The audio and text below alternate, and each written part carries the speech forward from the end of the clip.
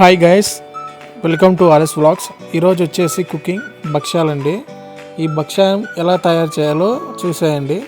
First half KG శనగపప్పు తీసుకోవాలి, కొంచెం కొబ్బరి తురుము, బెల్లం, మైదా పిండి తీసేసుకోవాలి.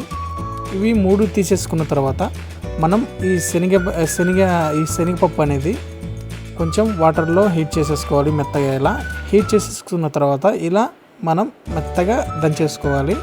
మెత్తగా దంచేసుకున్న తర్వాత దీంట్లో బెల్లం, మనం తీసేసుకున్న కొబ్బరి తురుము ఇవన్నీ యాడ్ చేసిన తర్వాత ఇంకా మెత్తగా వచ్చేలా చేయాలి.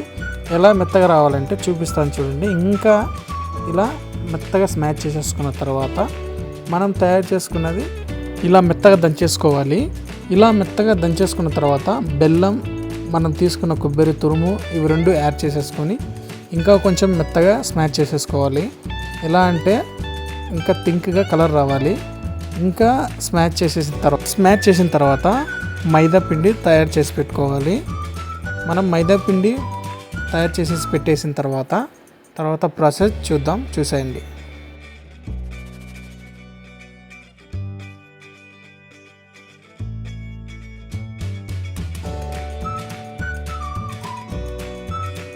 ఓకే, చూసారు కదా. ఇలా మెత్తగా తయారు చేసేసిన తర్వాత దీంట్లో కొంచెం గీ యాడ్ చేయాలి. గీ యాడ్ చేసిన తర్వాత దీన్ని మేము పూర్ణం అంటాం. మరి అక్కడ ఏమంటారో కామెంట్ బాక్స్లో సెండ్ చేయండి. ఓకే, ఇలా తయారు చేసి పెట్టిన తర్వాత పూర్ణం అనేది ఇంకా ఇలా అయిపోయినట్టే దాదాపు. తర్వాత ప్రాసెస్ ఏంటో చూసేయండి.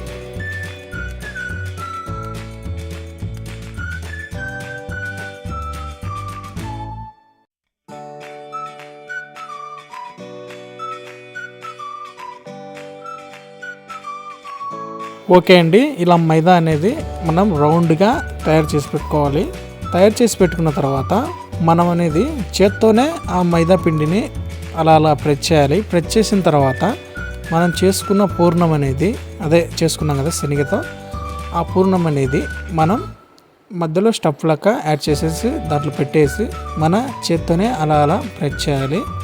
అలా ప్రెస్ చేసిన తర్వాత అది స్మాల్గా రౌండ్ షేప్లో వచ్చేలా చూసుకోవాలి. వచ్చేసిన తర్వాత ఇలా మన చేత్తోనే అలా ప్రెస్ చేయాలి.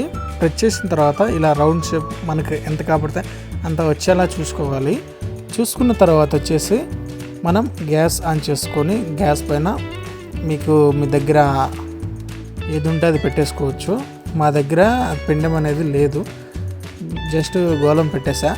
ఓకే, గోళం పెట్టేసి ఆయిల్ కొంచెం వేసేసిన తర్వాత మనం తయారు చేసుకున్న మైదాలో పూర్ణం ఉంది అలా తయారు చేసి స్టఫ్ చేసి పెట్టేసుకున్నాం కదా, దాన్ని ఆయిల్లో 2 సైడ్ బ్రౌన్ కలర్ వచ్చేలా వేయించుకోవాలి. వేయించుకునే ప్రాసెస్ ఎలా ఉంటుందో చూసేయండి. ఓకే, ఇలా మధ్యలో ఆయిల్ అంతా యాడ్ చేయాలి. యాడ్ చేసిన తర్వాత మనం బ్రౌన్ కలర్ వచ్చేలా చూసేసుకోవాలి. చూసేసుకున్న తర్వాత అది ఎలా వచ్చిందో చూడండి.